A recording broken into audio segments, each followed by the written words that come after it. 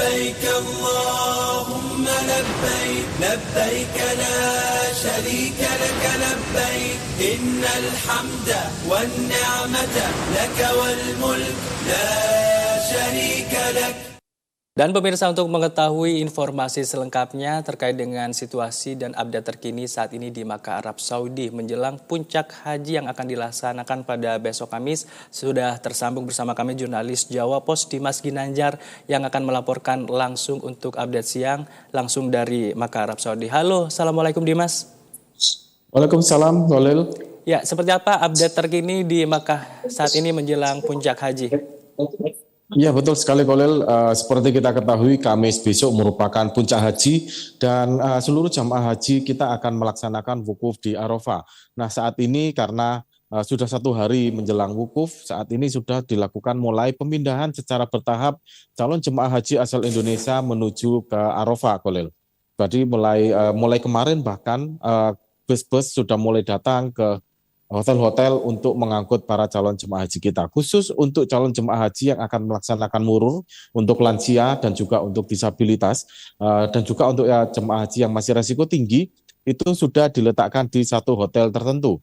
Untuk hotel yang mereka memang dikumpulkan dalam satu tempat. Seperti itu, Kolil. Ya, baik, berarti skema yang akan diterapkan besok pada saat wukuf di Arafah bagi lansia dan juga yang mungkin yang sakit, jamaah yang sakit ini menggunakan skema murur begitu, Dimas?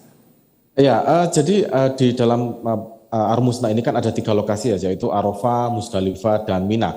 Masing-masing memang memiliki skema khusus tersendiri. Untuk wukuf sendiri akan ada yang namanya safari wukuf, Kolil. Jadi safari wukuf ini adalah orang-orang jemaah kita yang lansia, yang lalu resiko tinggi dan disabilitas itu akan ke Arafah menggunakan bus khusus, bahkan yang masih sakit, misalkan dia hanya bisa berbaring, tidak bisa duduk, misalkan itu akan ada bus khusus yang akan mengangkut mereka untuk tetap berada di Arafah dengan posisi tidur. Jadi nanti mereka tidak akan ke tenda layaknya calon jemaah haji yang reguler atau yang masih sehat.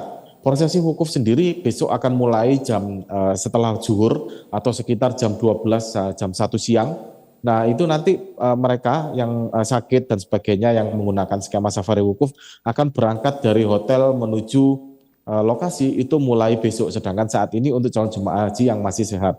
Nah, sedangkan untuk di Musdalifah sendiri baru akan berlaku sistem murur, yang artinya adalah jemaah haji yang lansia atau yang sakit dan risiko tinggi itu tidak melakukan mabit atau tidak bermalam di Musdalifah layaknya jemaah haji reguler, tetapi menggunakan bus atau kendaraan lain, itu mereka hanya melintas saja, Kolil, di Musdalifah, lalu mereka akan berhenti di Mina untuk bermalam di tenda-tenda yang ada di Mina.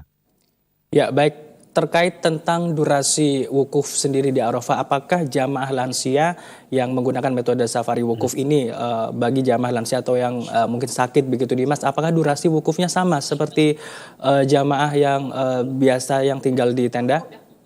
Ya, sampai saat ini rencananya memang mereka akan datang lebih akhir, paling akhir bahkan dibandingkan dengan yang lain, yaitu rencananya besok pagi mereka akan baru mulai menuju Arafah, lalu nanti sekitar jam 12 wukuf sudah dimulai, dan rencananya memang akan sampai di maghrib, baru mereka akan keluar dari Arafah untuk melalui Musdalifah, lalu mereka akan menuju ke Mina nantinya.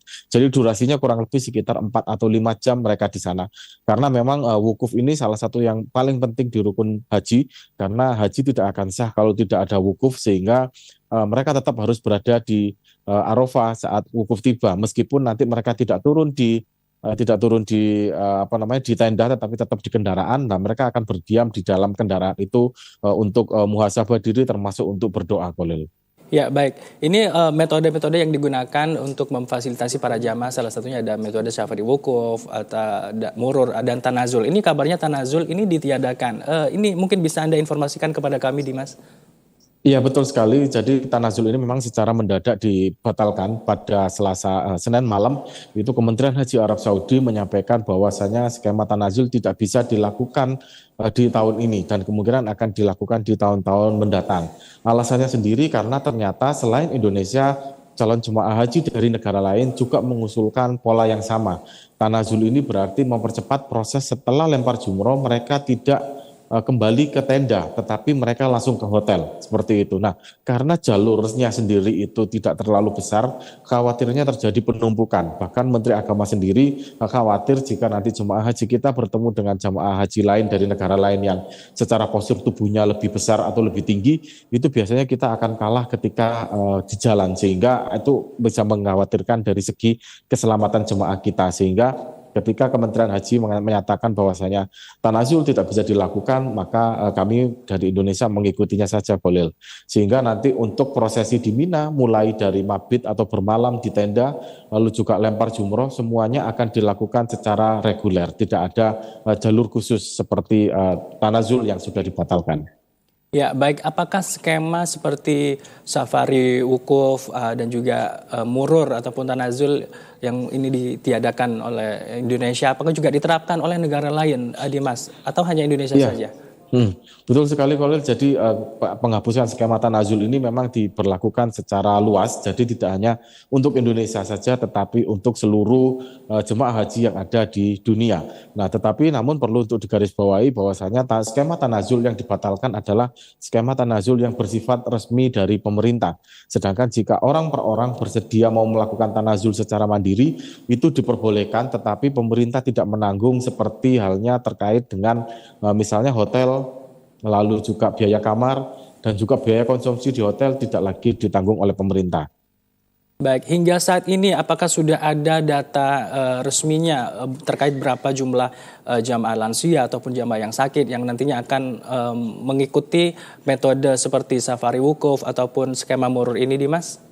Ya, untuk safari wukuf sendiri memang sampai saat ini pagi ini masih belum ada data pastinya, tetapi kemungkinan kemarin dari pendataan terakhir itu tidak lebih dari 75 jemaah haji Khalil yang akan melalui proses safari wukuf, sehingga bus yang disediakan itu rencananya hanya ada 4 bus saja, karena hanya nggak sampai 75 jemaah haji kita yang akan menggunakan skema safari wukuf. Sedangkan untuk murur sendiri sampai data terakhir itu rencananya akan ada 50.000 calon jemaah haji yang akan menggunakan sistem murur. Ya, baik. Mungkin terakhir apa ada yang disampaikan oleh Kemenak sendiri, ini himbauan ataupun pesan-pesan yang mungkin akan disampaikan kepada seluruh jamaah ini menjelang puncak haji, Dimas?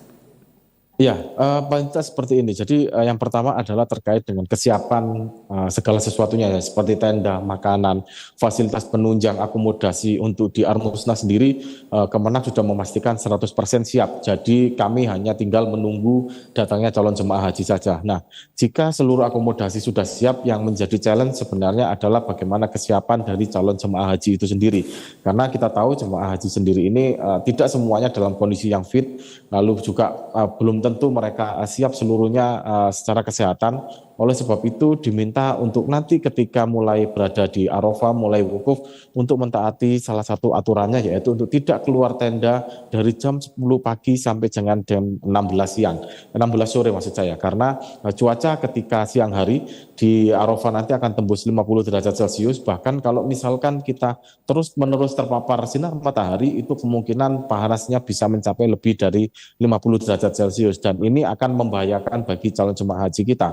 Oleh sebab itu diharapkan untuk tetap berada di tenda dari jam 10 pagi sampai dengan jam 4 sore. Selain itu juga tetap harus selalu minum, meskipun tidak haus, itu tetap dijaga minumnya, Khalil. Ya, baik, Dimas Ginanjar melaporkan langsung dari Makkah, Arab Saudi. Terima kasih atas laporan Anda dan selamat kembali bertugas. Terima kasih. Ya, baik pemirsa, kita ke informasi berikutnya. Jelang puncak ibadah haji yang akan digelar pada Kamis esok, pemerintah Indonesia melalui Kementerian Kesehatan dan Panitia Penyelenggara Ibadah Haji telah menyiapkan program safari wukuf dan murur untuk jamaah lansia, risiko tinggi dan juga disabilitas. Program ini direncanakan untuk memastikan mereka tetap dapat menunaikan rukun wukuf di Arafah dengan aman dan layak sesuai kondisi kesehatan.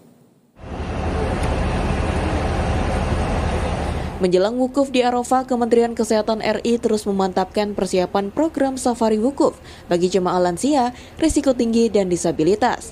Selasa kemarin, jemaah peserta safari wukuf dipindahkan dari rumah sakit dan KKHI Makkah menuju Hotel Asila Al-Andalus sebagai titik transit. Jadi hari ini kami akan jemput jemaah-jemaah yang sudah layak pulang dari rumah sakit untuk nanti kami persiapkan mereka mengikuti safari wukuf. Mekanismenya nanti jemaah ini pada tanggal 9 Zulhijjah pagi, ba'da subuh sudah di loading ke bis yang mau membawa mereka ke safari wukuf. Kemudian nanti sekitar jam 10-an bergerak ke arah Arafah sampai dengan nanti masuk dan kira-kira diperkirakan menunggu sebentar di sana masuk ke waktunya wukuf. Pada saat wukuf nanti dipimpin sholat jamaah duhur dan asar di Badal gitu ya, di Qashar. Kemudian ada ceramah atau khutbah wukuf di sana, kayak gitu. Nah setelah khutbah wukuf diberikan waktu kira-kira 1 jam buat jemaah untuk berdoa. Setelah berdoa selesai, nanti bis akan kembali ke KKH ini lagi. Nah kemudian jemaah yang ikut safari wukuf itu akan kami rawat di sini sampai dengan nanti rombongannya yang dari Mina kembali ke hotel. Nah setelah di hotel sudah ditempatin orang, konsumsi sudah jalan, jemaah dari sini yang setelah mengikuti safari wukuf akan kami kirimkan kembali ke hotelnya masing-masing.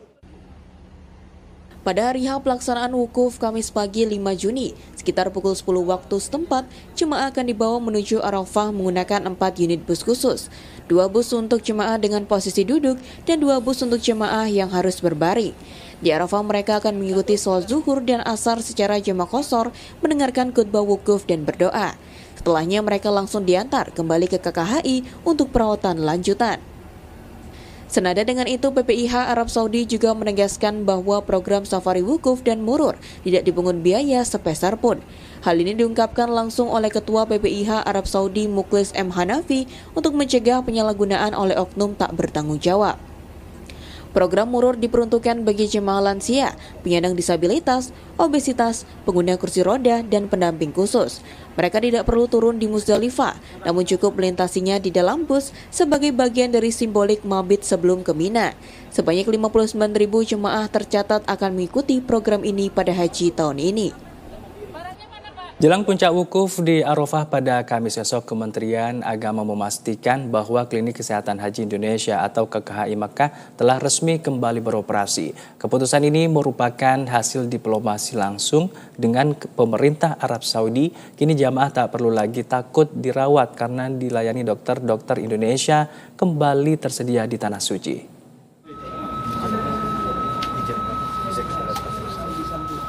Klinik Kesehatan Haji Indonesia KKHI Makkah akhirnya diizinkan kembali beroperasi penuh untuk melayani jemaah yang sakit. Kepastian itu disampaikan Menteri Agama Nazaruddin Umar saat meninjau langsung fasilitas kesehatan tersebut pada Selasa 3 Juni 2025. Dalam kunjungan tersebut Menak didampingi sejumlah tokoh penting, termasuk anggota tim pengawas haji, Kepala BPOM, dan Menhub, Menak dan rombongan, juga menjenguk pasien yang sedang dirawat, menyaksikan langsung pelayanan kesehatan yang diberikan dokter-dokter Indonesia. Sebelumnya KKHI tidak dapat melayani rawat inap karena aturan baru pemerintah Arab Saudi yang mewajibkan semua pasien dirawat di rumah sakit resmi kerajaan. Namun setelah diplomasi langsung dengan Menteri Kesehatan Saudi dalam Grand Hajj Symposium, pemerintah Indonesia berhasil meyakinkan agar KKHI kembali diberi izin sebagai fasilitas observasi. Akhirnya kita berikan keyakinan bahwa kebanyakan jemaah kami itu bukan saja tidak bisa bahasa Arab, bahasa Indonesia pun juga seperti yang kita wawancari tadi kan dia nggak bisa bahasa Indonesia, hanya bisa bahasa Jawa ya, tanpa pendamping. Nah, kalaupun ada pendampingnya pun juga siapa, dan akhirnya banyak jamaah kita itu, ada beberapa jamaah kita itu diduga mereka itu menahan penyakitnya, kan takut dibawa ke rumah sakit. Rumah sakit di situ dirawat oleh orang yang tidak ngerti bahasanya dan tidak ada pendampingnya. Nah sekarang dengan adanya aktif kembali ini, maka penyakit-penyakit yang tidak mesti harus langsung dirujuk di sini saja itu sudah bisa kembali lagi ke kemahnya, itu kan lebih baik. Kecuali memang ada 2-3 pasien di sini yang memang harus dirujuk ke rumah sakit karena peralatan misalnya cuci darah di sini kan nggak ada ya, memang harus dirujuk ke rumah sakit. Dan saya menganggap bahwa kebijakan saudara itu untuk demi kepentingan pasien itu sendiri. Jadi kita harus baik sangka juga kepada pemerintah Saudi bahwa semua kebijakan dilakukan itu untuk kemaslahatan tamunya sendiri yaitu jemaah. Oke. Dengan beroperasinya kembali KKHI, jemaah tidak perlu lagi menahan penyakit karena takut dirujuk ke rumah sakit asing. Di KKHI mereka akan diperiksa 24 jam dan jika diperlukan baru dirujuk ke fasilitas lebih lengkap di rumah sakit Saudi. Namun pasien dengan kebutuhan medis khusus seperti cuci darah tetap akan dirujuk ke rumah sakit Saudi. Menak mengajak semua pihak untuk berbaik sangka atas kebijakan Saudi yang menjadikan keselamatan jemaah sebagai prioritas. Puncak ibadah haji semakin dekat. Fase Arafah, Musdalifah, dan Mina atau yang dikenal dengan Al-Musna merupakan tahap paling krusial. Untuk itu lebih dari 1.000 tenaga kesehatan dan 14 ambulans diterjunkan secara khusus. Puncak ibadah haji di Arafah akan dimulai pada Kamis 5 Juni 2025. Namun di balik suasana khidmat tersembunyi tantangan besar, yaitu suhu ekstrim dan resiko kesehatan jemaah. Untuk itu sebanyak 1.050 tenaga kesehatan terjunkan langsung ke lapangan, tak hanya menunggu di klinik. Mereka melakukan pendekatan jemput bola hingga ke tenda-tenda jemaah. Anggota Amirul Hajj yang juga Kepala BPOM Profesor Taruna Ikrar mengungkapkan bahwa setiap dokter harus menangani hingga 1.000 jemaah. Strategi proaktif dilakukan demi cegah kematian mendadak, heat stroke, dan gangguan jantung. Pendekatan lapangan ini didukung 14 ambulans yang dilengkapi tim dan alat kesehatan darurat. Pertama, kita bagi mungkin dari setiap kloter atau setiap grup itu kita akan turun, bukan hanya kita menunggu di tempat di klinik, tapi kita akan turun mendampingi para jamaah. Jadi dalam kondisi-kondisi darurat kita bisa langsung bertindak. Dokternya bisa langsung membantu dan tim kesehatannya juga bisa langsung membantu. Ya, itu strategi pertama yang kita lakukan. Menurut Profesor Taruna, suhu di Arafah diperkirakan menyentuh 50 derajat Celcius. Dalam kondisi seperti ini, resiko kehilangan nyawa meningkat drastis. Oleh karena itu, jamaah diimbau untuk tidak keluar tenda pada jam 10 pagi sampai 4 sore. Cukup berzikir, berdoa, dan mengaji di dalam. Kita harus jaga diri. Kalau bisa antara jam 10 pagi sampai dengan jam 4 sore jangan keluar dari tenda, karena tendanya kan sudah disiapin dengan air conditioner, dengan ada kasurnya dan sebagainya. Cukup di dalam kasur aja, di situ berzikir, istighfar, mengaji dan sebagainya. Karena tidak ada bedanya di pahalanya di dalam dan di luar. Bahkan kalau dengan kondisi ekstrim kayak begini, bahkan sebetulnya kata-kata dilarang itu dalam konteks syariah itu kan artinya tidak diperbolehkan, berarti justru itu melanggar. Untuk mengurangi resiko dehidrasi, jemaah juga diwajibkan banyak minum air putih dan mengkonsumsi elektrolit. Petugas medis juga mengedukasi jemaah agar menahan diri dari aktivitas fisik berlebih. Fokus utama tim kesehatan saat ini adalah melindungi jemaah di fase Ar-Musna yang dipandang sebagai periode paling kritis. Koordinasi dilakukan secara intensif antar lembaga, mulai dari Kemenkes, Pusat Kesehatan Haji hingga BPOM. لبيك اللهم لبيك لبيك لا شريك لك لبيك إن الحمد والنعمة لك والملك لا شريك لك